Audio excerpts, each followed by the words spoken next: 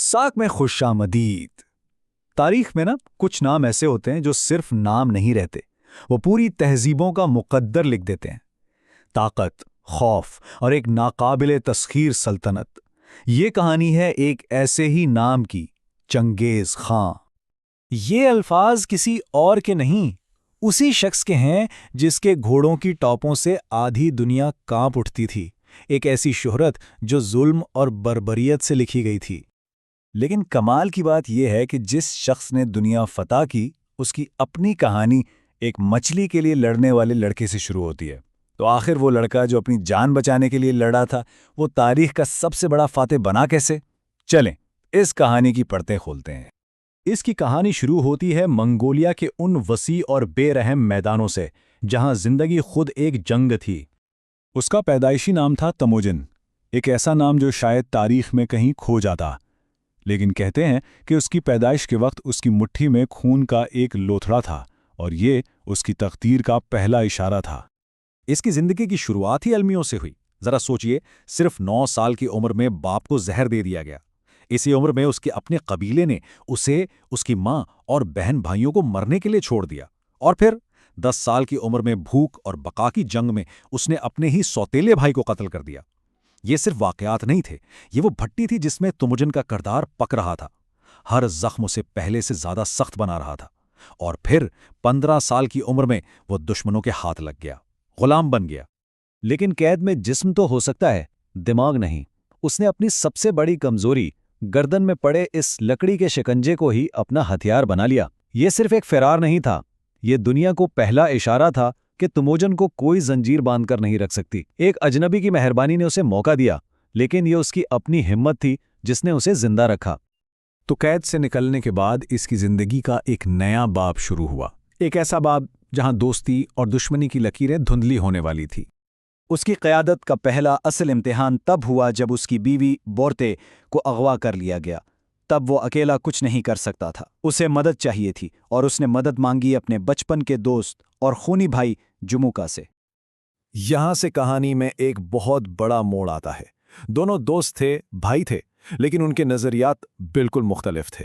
جموکا پرانی روایات کا علمبردار تھا، جہاں عزت اور عہدہ صرف خاندانی شرافت کی بنیاد پر ملتا تھا۔ لیکن تموجن ایک نئی دنیا دیکھ رہا تھا، ایک ایسی دنیا جہاں قابلیت اور وفاداری کی قدر خون اور نسل سے بڑھ کر ہو۔ یہ صرف 2 دوستوں کی لڑائی نہیں تھی، یہ 2 نظریات کی جنگ بن گئی۔ پہلی جنگ میں جیت جموکا کی ہوئی، لیکن اس نے اپنی فتح کا جشن جس طرح منایا وہ انتہائی وحشیانہ تھا۔ اس نے تموجن کے پکڑے گئے 70 جرنیلوں کو زندہ ابال دیا۔ جموکا نے سوچا تھا کہ یہ ظلم سے خوف پھیلے گا، لیکن ہوا اس کے بالکل الٹ۔ اس کی یہی بے رحمی اس کی سب سے بڑی غلطی بن گئی۔ منگول جنگجوؤں نے دیکھ لیا کہ اصل مستقبل تموجن کے نظریے میں ہے، جموکا کی بربریت میں نہیں، اور وہ ٹوٹ کر تموجن کی طرف آنے لگے۔ اب تموجن کا مقصد واضح تھا، تمام منگول قبائل کو ایک جھنڈے تلے لانا، چاہے اس کے لیے کوئی بھی قیمت چکانی پڑے۔ آخرکار وہ دن بھی آیا جب جموکا کو اس کے اپنے ہی لوگوں نے دھوکہ دیا اور اسے تموجن کے حوالے کر دیا۔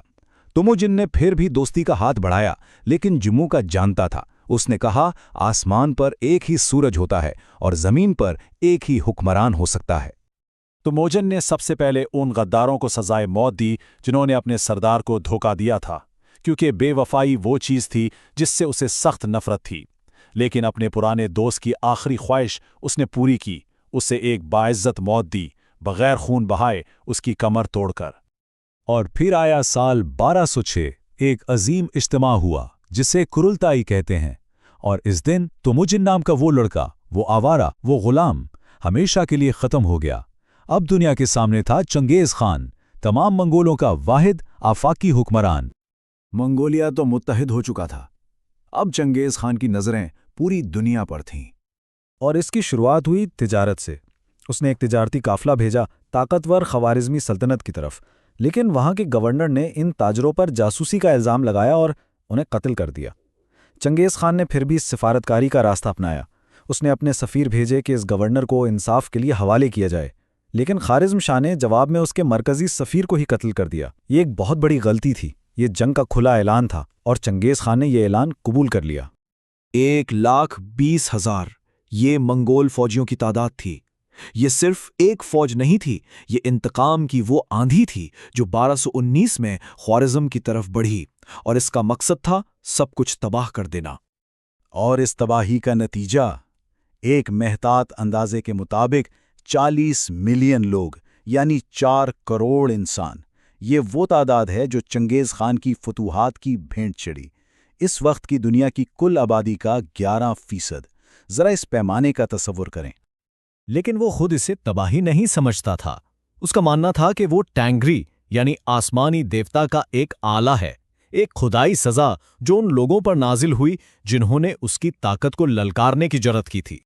ہر کہانی کا ایک اختتام ہوتا ہے، لیکن چنگیز خان کی موت بھی ایک ایسا راز بن گئی جو آج تک حل نہیں ہو سکا۔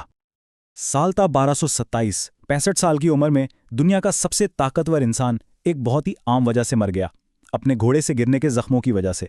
جس نے بڑی بڑی سلطنتیں گرا دیں، اسے ایک گھوڑے نے گرا دیا۔ اس کی وصیت تھی کہ اس کی قبر ایک راز رہے، اور اس راز کو راز رکھنے کے لیے جو کیا گیا وہ ناقابل یقین ہے۔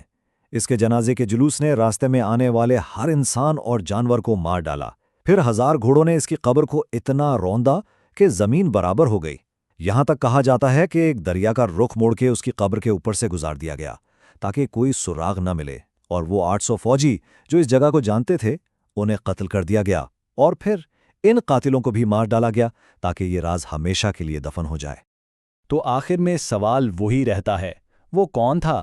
ایک بکھری ہوئی قوم کو جوڑنے والا ہیرو، تاریخ کی سب سے بڑی سلطنت کا بانی، یا پھر کروڑوں جانے لینے والا ایک ظالم فاتح؟ شاید وہ یہ سب کچھ تھا۔